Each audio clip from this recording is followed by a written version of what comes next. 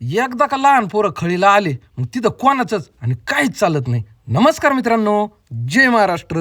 नर्मदे हर.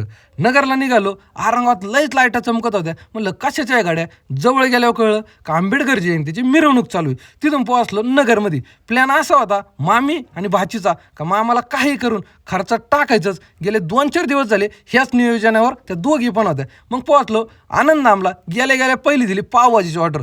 त्यांना बी सांगितलं होतं हॉटेलात काहीतरी खाऊ. ते म्हणलं नाही, फिरून फिरून खाण्यात जी मजा आहे ती बसून खाण्यात नाही. मग मंचुरियन, पुलाव आणि सगळंच काही खात होत्या. त्यांना म्हणलं आज एवढ्या ज्या गाड्या दिसतात ना याच्यातलं काही पण मागायचं, पण परत परत आपल्याला यायला टाईम नाही बरं का. मग अंकिता म्हणले आता आहे ना मला खायचं आहे फालुदा. म्हणलं बिंदास खायचा, अजिबात लोड घ्यायचं नाही. मग मॅडमनी पण इकडं आईस्क्रीमची ऑर्डर दिली. मग आपण आहे ना फालुदा घेतला आणि मस्तपैकी त्याच्यावर ताव मारला. म्हणलं आता संपलं असेल बरं का, घरी निघावा. पण कशाचं काय ते म्हणलं थांबा एक पार्सल घ्यावं लागेल, कारण घरी आख्या नाना ते थांबलेत आपल्यासाठी. मग निघालो.